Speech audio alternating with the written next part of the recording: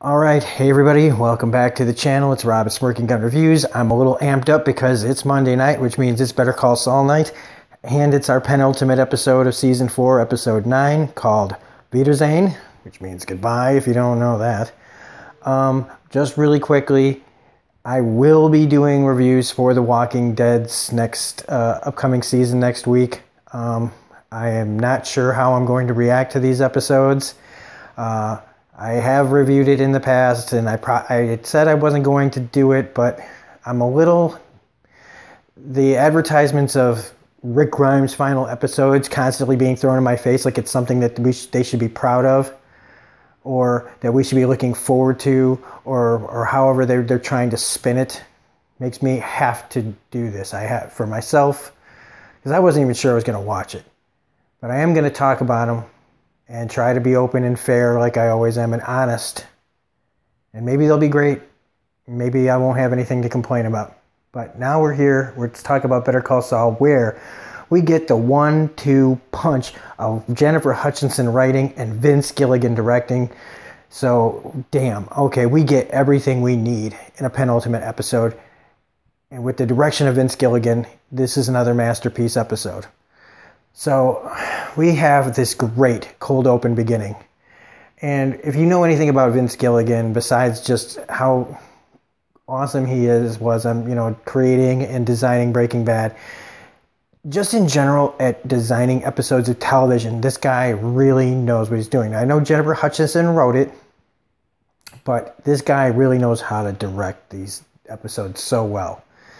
And this opening of her and Jimmy scamming the office to get and it's a simple scam, just to switch out blueprints so that the Mesa Verde Lubbock, Texas branch can have a bigger conference room. Small potatoes. They're not hurting anybody here. She's just kind of cutting some major corners with a great scam with a broken leg and a baby in a car, and Jimmy being the brother that leaves the milk sitting on there. I love the actress who played the clerk here. She was from The Leftovers. She's a really great actress. And this whole sequence just shows how much Kim is willing to bend at times. Now, she gets a little sketchy here. So she seemed very excited at the end of last episode to be a part of, she wants to be doing more of these kind of things that they did last episode. But after they're done, and they do this really successfully, in the restaurant, where they start talking about the future a little bit, and he's like, waiting for them to, partner up on this kind of stuff all the time. But she says, well, let's do it for the greater good. Now, this is where he has a point. He calls her out and says, well, what did we just do that was so good? What good, you scammed these people so that you could help your bosses, have a bigger conference room. So what's the difference, kind of? And she kind of doesn't really give it, she kind of has that pause that gives him pause to go, okay, all right, we'll just see how it goes. We'll know it when we see it. But right there kind of to me says, that she's willing to do it for the right,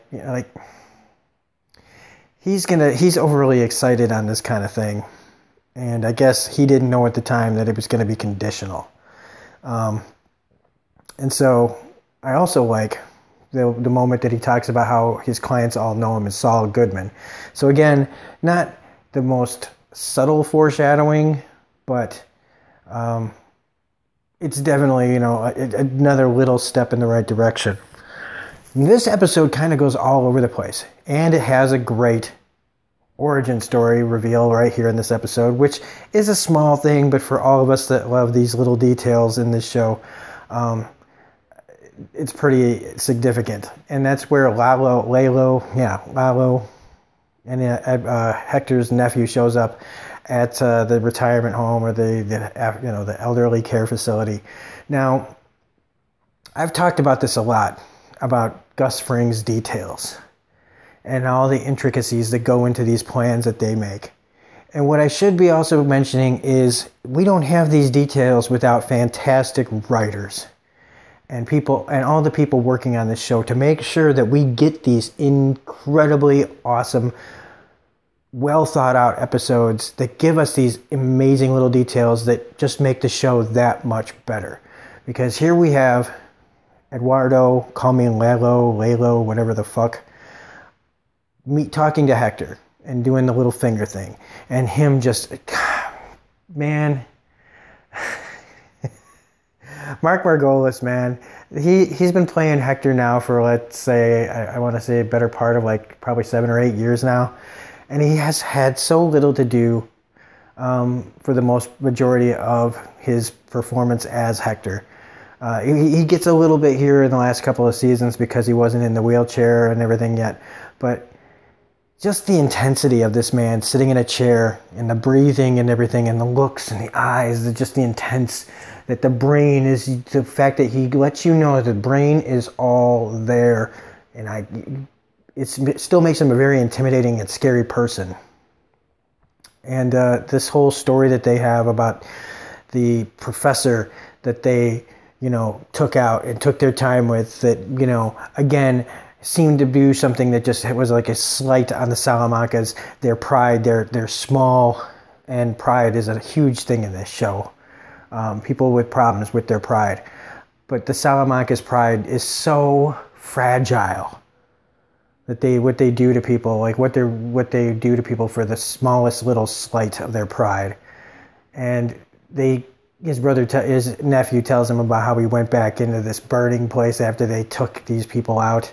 And he came back, and as soon as I saw the box sign, I went, it's the fucking bell. Great. And it is. And he puts it on there. And Hector, so what we've thought is just a convenience, has been a memento of his past that has been with him this whole time. Something that he loves because he's digging the fuck out of it. And that's just another little small, it could just have been anything. They could have just been like, hey, somebody just get him a bell. But instead, they give us something extra, something to add depth to the mythology of this world. And that's just so great. They took the time to think of it. Instead of just going, give us just any old bell, whatever. And that's just fantastic.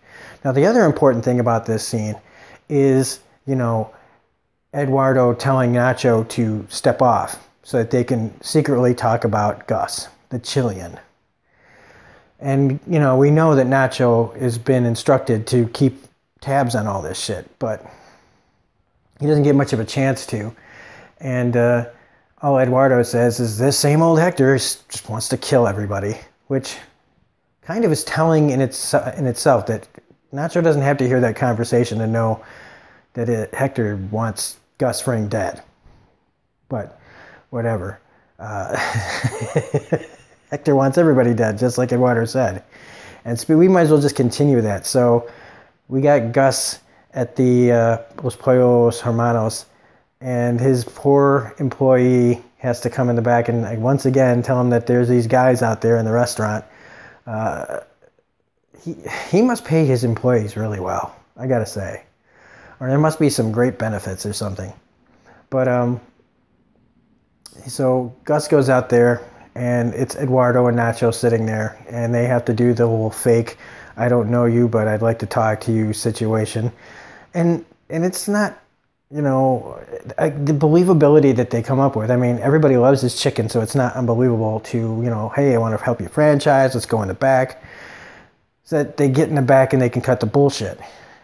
And I love that what's being said is all these ways of, kind of like threats or opportunities or whatever that nobody ever actually has to say what they really mean. Everybody gets it. There's a shorthand here. So like when they start talking about when Eduardo starts talking about Don Eladio, and he likes us being, fighting each other. And I feel like this is this could go either way for the Salamancas. Either Gus agrees, and then the Salamancas can go, hey, Eladio, Gus is planning on fucking you guys up. He wants to take over the whole thing. If Gus doesn't agree, then, this could be, the Salamancas thinking, well, we can't trust Gus, so we better, figure out a way to take him out.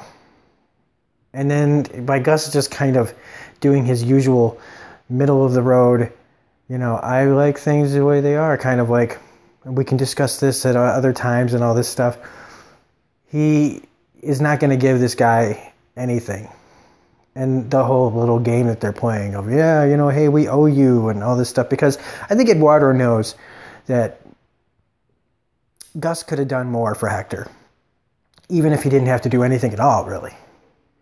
And I also think that Eduardo would be thinking that if he could have done more, then why didn't he do more? Why did he leave him like this? And I feel now that Eduardo's there, and we know that we never, spoiler alert for Breaking Bad, Eduardo's not on Breaking Bad. So this is just another person in the way of Gus Fring. And when Eduardo leaves and has to see the chicken place and everything, he's just another person that Hector is going to lose to Gus's revenge. I do love how Gus discusses the whole bad blood thing. It's like they both know what happened.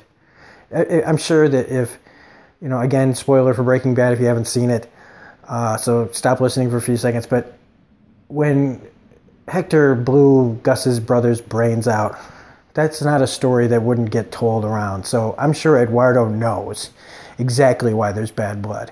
And by Gus, not acknowledging it, they both know what's going on here. And so we got Eduardo planning on taking Nacho, or Nacho taking him out to the chicken place. So that's not going to go well. And Gus is not. And Gus has got more things to juggle than just Eduardo now. We've got problems with the Germans. And it's not who you think. Okay, this whole time I thought it was going to be Kai, who during the whole blast thing actually seems like he's coming around. Like he's gotten used to it. He's been a problem. But things appear on the outside to be okay kind of with this guy. So maybe whatever's been going on is, maybe a switch has finally been flipped in his head. And yes, we saw Werner have a little bit of a problem with his drinking, just, getting it that night that they got drunk. He got in a little bit of trouble, but it didn't appear to be anything to be too concerned about. I think he's just lonely, like a lot of these guys must be.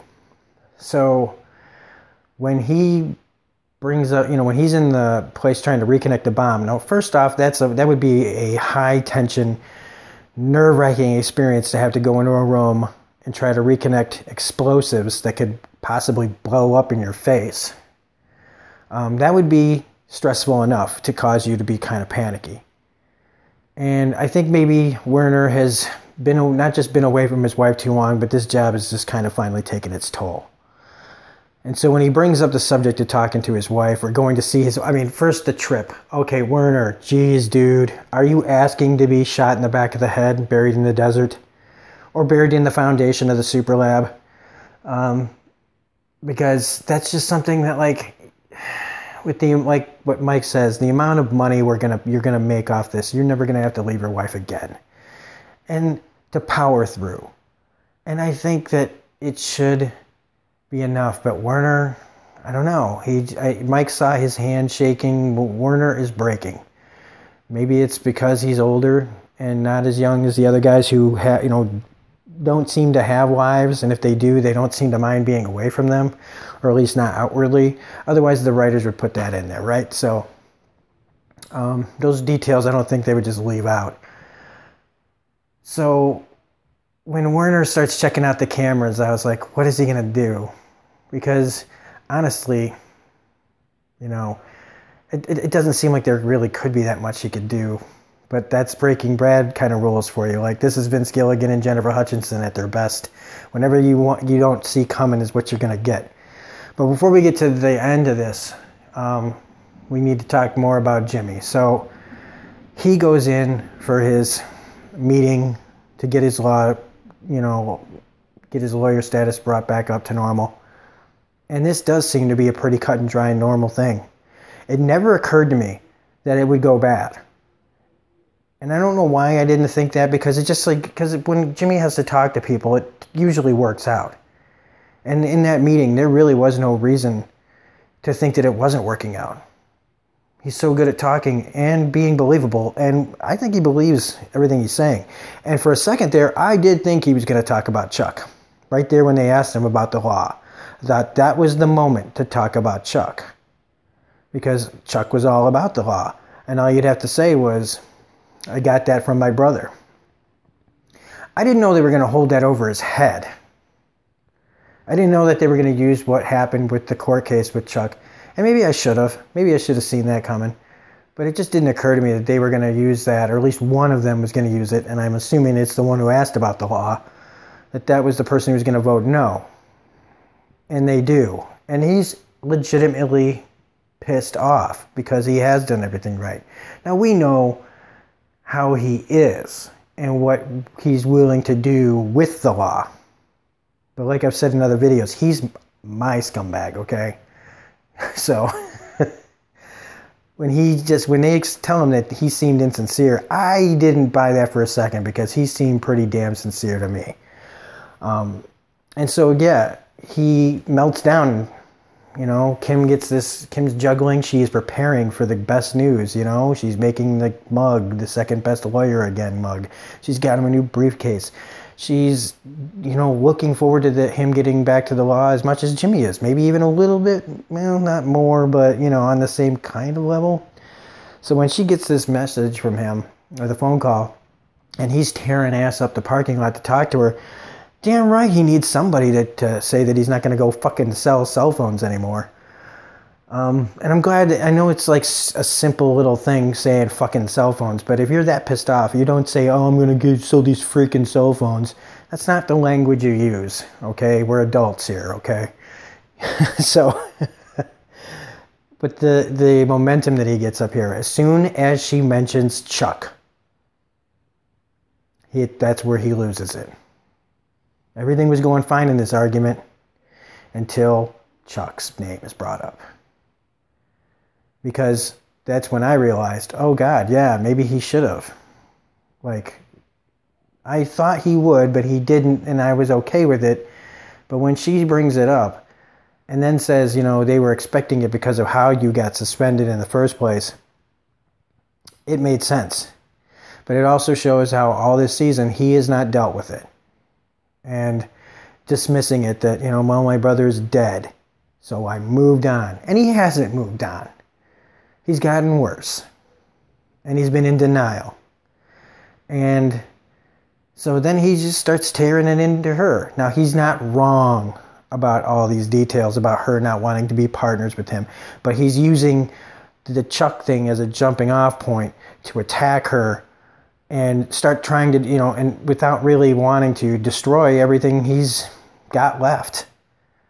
And the whole slipping Jimmy thing and all that stuff, throwing it back in her face, how she looks at him, and forcing her to say what she's been thinking about, that he is always down, that she's always the one who comes running, and she has been his advocate and defending him and all this stuff. And it's a great emotional scene between these two.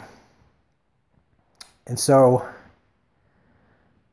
in the end, when he comes home finally and starts packing his things up, it's great that that's not the end.